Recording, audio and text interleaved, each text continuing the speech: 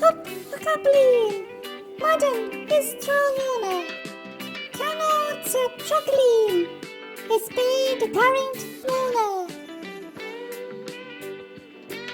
Is Farlam féin an Chapaillín, ná éní ar dan. Is Malam leis an Vaseline, nuair a bhíonn ar a gram. Raidsa ar an éileach, Mianad Tháineach Tamlín, ní bheith de muth go déanach, mar beidh go gum an Chapaillín.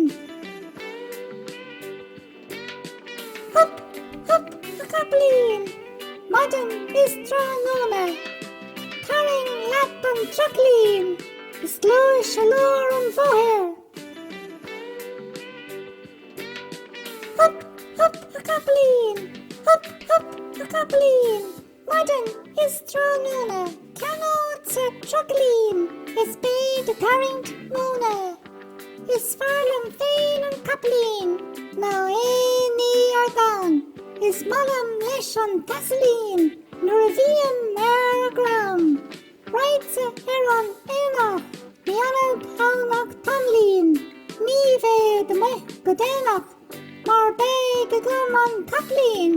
Hup A Chapaillín, Modern is Trónúna, Carring leat an Trachalín, is glóir se leor an bmhóthair.